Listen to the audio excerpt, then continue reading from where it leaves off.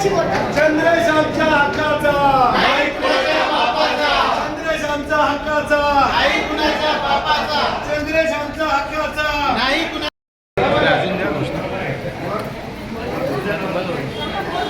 चंद्रेश आमच्या हक्काचा.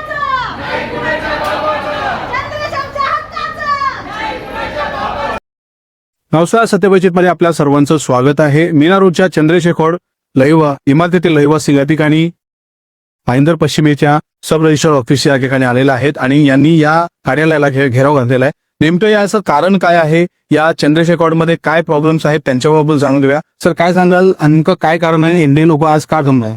सर, आमची एक लास्ट प्रोसेस रिडेव्हलपमेंटला बाकी होती आणि ती बाकी असताना आम्ही उपनिबंधकांना 27 तारखेला पत्र दिलंय की आमची 79 जी प्रोसेस आहे गव्हर्नमेंटच्या अंडरखाली झाली पाहिजे. तर आम्हाला अनलिगल कुठलंही करायचं नाही. तर तुम्ही ऑफिसर नियुक्त करा, स्वतः या काही करा, पण आम्हाला तुम्ही नोटीस काढा की बाबा हा मी येतोय. आज त्याला 27 तारखेपासून आज 13 दिवस झाले की अजून ते देत नाहीत. आता आम्ही त्यांना भेटल्यानंतर म्हणतात की आम्ही नक्कीच करू, असं आम्ही कुठलंही म्हणजे करणार नाही चुकीचं वगैरे वगैरे. पण आताही नोटीस दिली नाही आपल्याला. ते बोलतात की आम्ही लवकरात लवकर देऊ. आम्ही जे रिडेव्हलपमेंटची प्रोसेस केलेली आहे हे बायलॉज प्रमाणे केलेले आहे. बायलॉज सोडून आम्ही कुठेही चुकीचे केलेले नाही. सर्वात प्रथम लोकांनी आम्हाला निवेदन दिलं की बाबा डेव्हलपमेंट करा, आमची बिल्डिंग पूर्ण जिरजीर झालेली आहे, एकदम धोकादायक परिस्थितीमध्ये आहेत. महानगरपालिकेने स्ट्रक्चर ऑडिट करा म्हणून आलेले आहेत. सर, काही सोसायट्यामध्ये तिथं एकदम मिडल क्लास लोक राहतात, त्याच्यामध्ये ₹1 मेंटेनन्स देणं पण त्यांना कठीण आहे. आता काही बिल्डिंगचे काल एक ऍक्सिडेंट झालेला आहे, त्याचे फोटोज आपल्याकडे आहे, तुम्हाला दाखवतो की ते फोटो बघा. सर, याच्यामध्ये एक महिलाचं डोकं फुटलेलं आहे, 2 लहान मुलीकडे बघा. हे असे प्रकार झालेले आहेत. आता याच्या पाठीमागे बघा की हे असे भयानक ऍक्सिडेंट, हे कालचा ऍक्सिडेंट आहे सर, हे काल झालेलं आहे. मग एवढं होऊन सुद्धा जर कुठल्या राजकीय दबावाला बळी पडून जर रजिस्टर आम्हाला देत नसतील, आम्हाला 79 करायला, हे चुकीचं आमच्यावरती अन्याय करतात सर. ही बिल्डिंग किती जुनी आहे आणि याचं रिटीस वगैरे करणार? बिल्डिंग ही सुरुवात झाली, बिल्डिंगचं कंस्ट्रक्शनचं काम 92-93 सुरू झालं. बिल्डिंगला ओशी 27 भेटली, म्हणजे जवळपास सर रिडेव्हलपमेंटला 30 वर्ष पूर्ण झालेले आहे. आणि त्या टायमाला सर बिल्डिंगचं काम करत असताना त्याचं कंस्ट्रक्शन क्वालिटी त्या टायमाला विकत असायची. तिथेच खड्डा मारणं, त्यालाच पाणी मारणं, त्या स्थळ्यांची पूर्ण पावडर झालेली असतात. आता स्लॅब टिकत नाही, पूर्ण कोसळत. आपल्याकडे त्याचे काही व्हिडिओ आहे, पूर्ण असा स्लॅब आरपार झालेला आहे सर. त्याच्यामध्ये गंभीर जखमी. आता ह्या वर्षामध्ये 3-4 मोठे ऍक्सिडेंट झाले.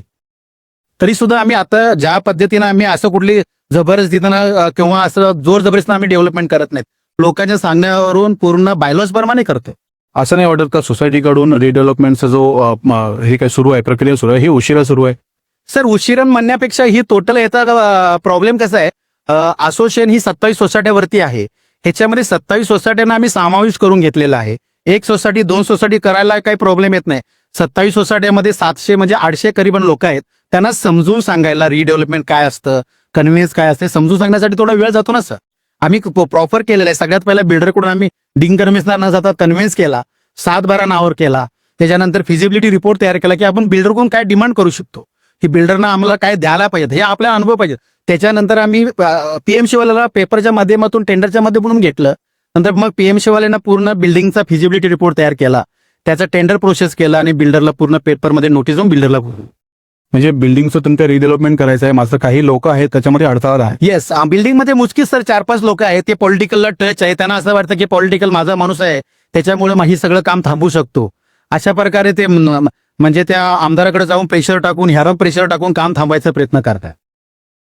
शेवटचा प्रश्न, आज तुम्ही ते आलात, सरकारी अधिकारी आहेत, मी तुम्हाला काय असेल आश्वासन दिलं की तुमचं रिडेव्हलपमेंटचे प्रोसेस आहे, आम्ही थांबवणार नाही, योग्य टायमाला आम्ही देऊ. पण सर, रविवारच आहे, तर आम्हाला या आज किंवा उद्याच देणं गरजेचं. शनिवार रविवार सुट्टी असते. आणि सर, असं आहे की आता नवीन ह्याच्याप्रमाणे की मेजॉरिटी प्रमाणे रिडेव्हलपमेंट थांबवता येत नाही आणि आमचे मेजॉरिटी 70% वरती असतात आणि याच्यामध्ये पण 100% होऊ शकते. पण काही लोक आउट ऑफ मुंबई आहेत, रेंटल देऊन गेलेले आहेत, त्यांना इकडचे काही माहितीच नाही.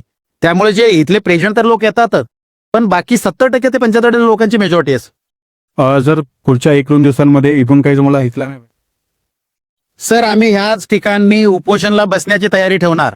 आम्ही आता थंड बसणार नाही, कारण सर आम्ही हे लोकांचं दुःख बघू नाही शकत. एवढं भयानक चंद्राची हालत आहे, ते करणं गरजेचं आहे.